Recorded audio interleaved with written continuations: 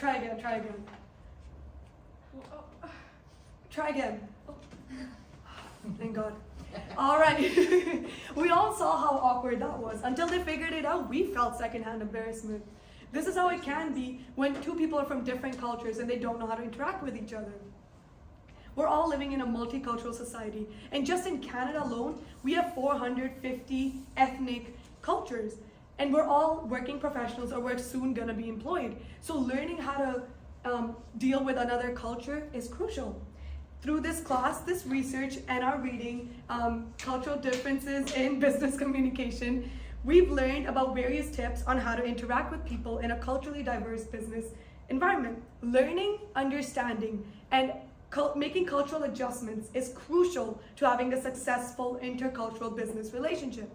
So today we'll be talking about the differences between high context, low context culture. We'll be delving deep into the differences between cultures using Hofstede's dimensions of culture, and we'll be giving various tips on how to interact with people from different cultures using the reading. Once again, Cultural Differences in Business Communications. Okay, we're gonna start by understanding what we just talked about, high and low context cultures. So high context cultures, it's basically what we're talking. Everything, it has to be said, and it's not necessarily about being written up. Like, I'm sorry, but as the other girl mentioned, like on airports, the signs and everything, and high context cultures, it's not about being written or the signs, it's about common sense, it's about mutual shared understanding. Yeah. We just know what we have to do. My teachers won't tell me this stuff, don't do that. I don't know, like it's common sense. So there's a lot of non-verbal messages. They are very indirect in a way too, because they won't say like, this is what you have to do, we just know. And building relationship is priority, which is what we're gonna look in again, relationship cultures, and the internalized rules, so common sense and all this kind of stuff. You can pass this. And low context cultures, on the opposite, like Canada, and also like the biggest examples is USA is the biggest low context culture, while high context cultures is actually Japan, which for me was quite a shock actually. But yeah, so it's very direct rules and very impersonal signs, and everything is clear and objective. And on business, this goes directly into contracts and decision making. We see contracts here in the US and low context cultures, everything is written down, so there's no mistake. While in high context cultures, there's not such need. People know what they can do. So literally here, everything, the importance of the legal system is so crucial, because it needs to be there. If it's not, they will just do, oh, it wasn't written up. So everything has to be there. It's not an offense, by the way. Yeah, you can pass it. So this goes back to what we kind of seen during the whole course, which is relationship based cultures and rule-based cultures. So relationship-based cultures like me from Brazil, like India and many other cultures. Authority is not about authority is not just about, oh, he has skills, he has a diploma. It's about respect. So my elders, my boss's family, as we've seen many times here in class, and everything is more. The communication is more contextual. Everything is about collectivism, and while in rule-based cultures, it's about self-growth, it's about individualism, and the respect for rules. Everything has to be ruled out. Everything's like, I would say, universal rules, right? And yeah, authority is based on skills, on the diploma. Oh yeah, he did that, and that during his career. That's why he's authority. Very different from our culture, I guess. Yeah. So, in order to understand different cultures even better, we're going to be using Hofstede's six-dimensional culture, Hofstede's dimensions of culture. So, I'm going to be talking about 4 of them. So, the first one is power distance index. So this index basically defines how big is the difference between you and your boss in terms of hierarchy, authority, and the decision making power.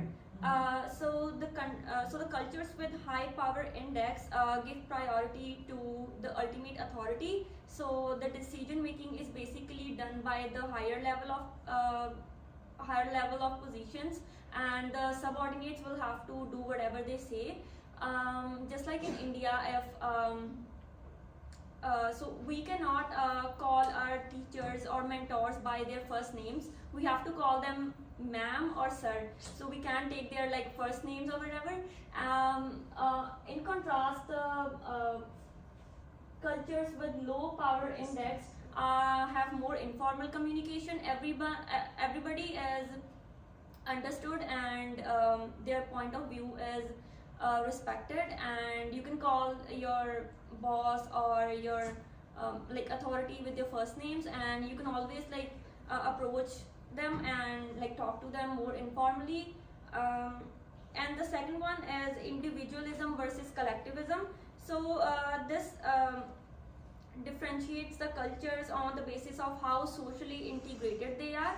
So the cultures that promote individualism tend to be more like, so the individuals tend to be more like so they work on themselves, like they individuals are expected to be independent, make their own decisions, and they pursue their personal goals, and they put forward their personal point of views. Unlike the collectivist cultures like India and China, who work collaboratively, and the strong emphasis is on the group loyalty and well-being of the whole group, and the decision making is done like after consultation with a lot of people, and there's lack of like individuality. And the third dimension is masculinity versus femininity. So the Hofstede's cultural dimensions of masculinity versus femininity refers to the extent to which a society values traditional masculine or feminine traits. So the cultures that promote masculinity are more like competitive. So they emphasize on assertiveness, and they focus on their goals, and they try to achieve them. For example, US, Canada, and on the other hand, the cultures that promote femininity are more towards caring, collaboration, social well-being, like Netherlands and Spain, Sweden, and Norway. And the fourth one is uncertainty avoidance index. So this index measures how cultures react to uncertainties, like how well they adapt to them. So the cultures that have low uncertainty avoidance index want the rules and regulations to be more stable, and they need everything like written down, and they don't want to like change quickly or very often. On the other hand, the cultures that have low uncertainty avoidance index are more flexible, and so they adapt to changes very quickly, and they promote innovation and changes. So so just like Singapore, which is highly diverse society, but they still tend to have lower uncertainty avoidance index. They promote innovation and changes. So the Hofstede's cultural dimensions provide a framework for understanding cultural differences, but they should be used with caution and not as a rigid stereotypes.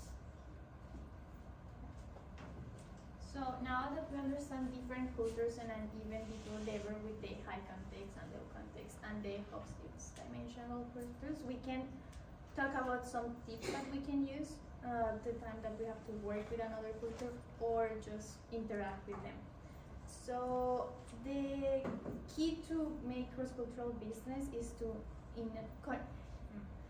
know enough the partner that you have to make adjustments in case that you have to do it, and like learn before you like interact with them. So the rule of thumbs in business transaction is to favor the one that is on the field. So you should favor the cultural norms of the environment that you're in, and that's why we have this quote here. So when in Rome, act like the Romans, which refers to the importance of your ability to adapt to the situation and the place that you're in. So for example, if you're in a meeting and you see that they're offering food, and for us we don't eat by hand, we have cutlery and we use it, or the chopsticks, just try to like use all those things. If it's with chopstick and you don't know, you ask for how can you do it, or if it's by hand and you're not used to it, then you try to adapt yourself to it. Languages are key, and the trade language can be the one from the power or the dominant in this location. So now, because of globalization, English is the language to learn, but many experts have said that Chinese is the language of the future. So our tip is that if you're interested in intercultural business, you should, and in languages, you should learn Chinese or consider to learn Chinese.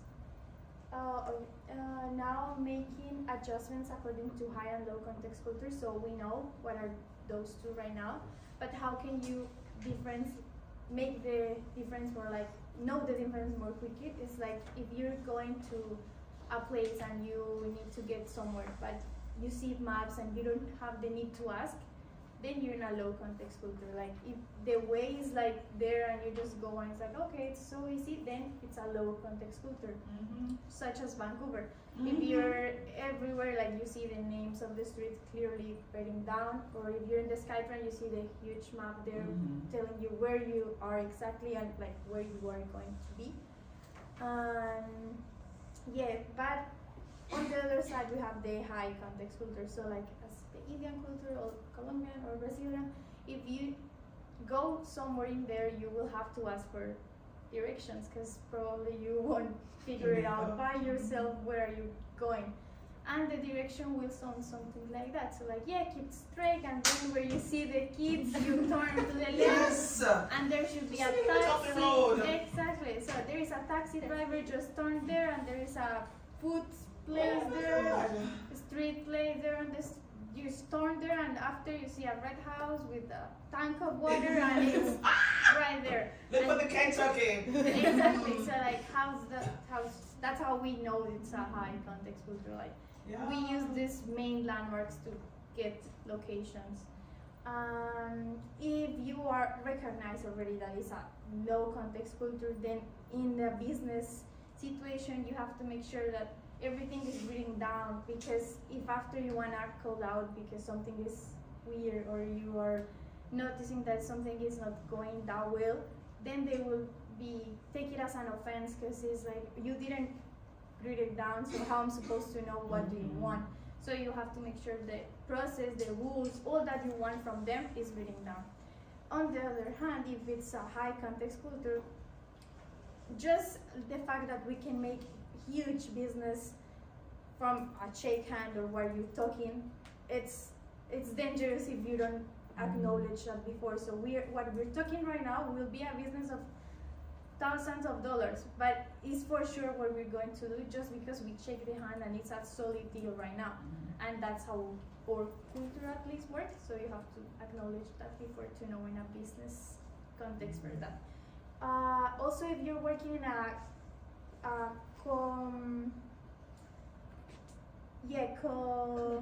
collectivistic, collectivistic culture, we recommend you to use small talks, like generate those small talks, even if it's just with the receptionist or like the security guard. Like for them, that shows loyalty to the whole company and respect or your superiors as well. So just try to ask how are you doing, and it doesn't have to be so long, but like it's different from other cultures. But if you're in a collectivistic culture, then you should do that to make sure you're in a you are building a successful relationship.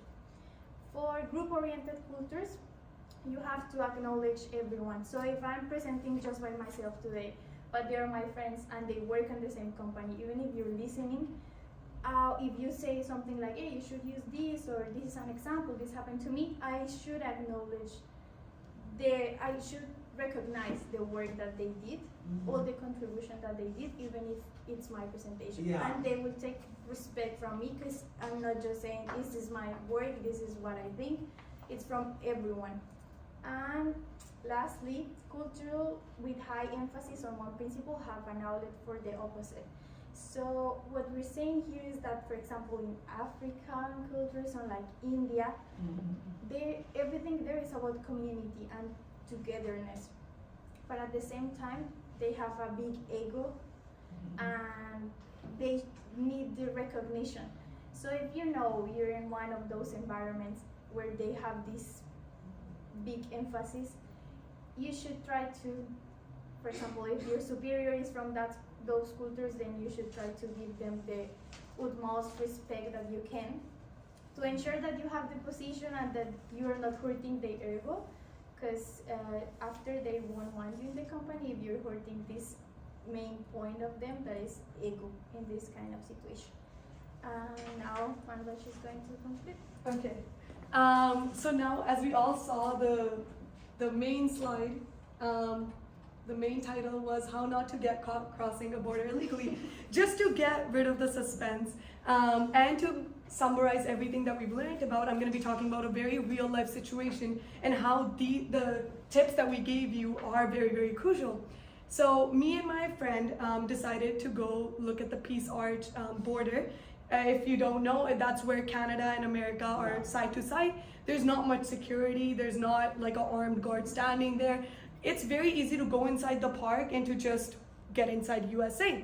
Now I'm a Canadian citizen and he was an international student from India. And he really wanted to see the USA, right? He had seen it in movies and he wanted to experience it. And my uncertainty avoidance index is very, very high. Like, I don't care. Like, we will do it. So we decided to go. His was on the lower side, but he was like, you know what? I really want to see USA, so let's go inside it. Very easily we crossed in there and we kept walking. Soon we reached a street that had cars with Blaine, Washington written on it. So we had successfully crossed into USA. And he kept saying, hey, how long are we gonna keep walking? I was like, until a security guard stops us. And not even border police. I said, until a security guard stops us, let's just keep walking. So of course the border police pulled up right beside us and they made us sit on the sidewalk like some common criminals. Like, we just crossed illegally, give us some respect. No, they just made us sit on the sidewalk while they did their check. Now, I'm a Canadian citizen, so the power distance between me and this US guard was very, very low. But I'm a Canadian citizen, so I must have a US visa. So I was joking with him, I was having fun. This was great. He was asking about what my parents did, what I did. It's fantastic. But he is scared. He is so nervous. The power distance between him having a work permit and a US border police is huge. It's very, very high. So he is terrified and he's just answering very, very seriously, very, very nervously. But I don't care. So as they're doing it, as they're checking my credibility, I'm okay, you know, I don't have a criminal record. Like, weirdly enough, I don't yet. So then, you know, he's checking it, and then the SWAT truck pulls up. Woo. 3 armed men come out, right? And you might be thinking, I'm terrified, right? But I'm just like, oh my God, they're gonna send me to jail. What do I call my parents and say? Right? Like, should I just be like, I got dizzy and I stayed over at a friend's house? I am not telling my parents, because for me, authority is relationship based. What this border police can do to me, my parents can do much worse. Right? Like, just send me to jail. But if they call my parents, like, that's it, that's game over, right? I'll be in jail for 2 days, that's like life imprisonment. So whatever, it thankfully gets cleared out. He's like, okay, you guys can go back, but please, like, many of your peers have come here, like, trying to do this. Like, I will, like, next time, like, you will get, like, a criminal record. So he's like, just before you go, just one last question. Like, what was your plan? Like, what were you, like, planning on doing? And I'm high context, right? But he doesn't understand that. And I'm like, Well, until somebody stopped me and until somebody specifically said, you cannot go in there, because in high context, the authority is closely supervising you. And if I can get away with it, then I deserve to get away with it. Then that's their problem. That's not my problem. Because I found like a shortcut to, get through it. Wow. And then he's like, and then he takes us to the sign. Again, that's low context culture, right? Like I had genuinely ignored it saying, you are now entering United States of America. I had subconsciously ignored that huge sign. And he's like, this has really never happened before. He was laughing, he thought it was a joke. But for me, it was completely serious. There was no armed guard standing there. There was nobody telling me I can't do this. So that means I could do it. Thankfully we safely got back. But yeah, it just shows how different cultures and how it could lead to very problematic real situations. That's incredible. All right, yeah. So today we learned about the difference between high context culture, delved deeper into the differences in cultures using dimensions of Hofstede, and learned tips to help you interact with people from different cultures. Intercultural business is done successfully by learning and understanding the culture that you're doing business with and making cultural adjustments. Now that we know through my enlightening story how crucial it is to understand how culture impacts how you view the world, I hope today we will take home a few tips that will make us better at communicating with any culture that we do business with. Thank you. Good job. Good job.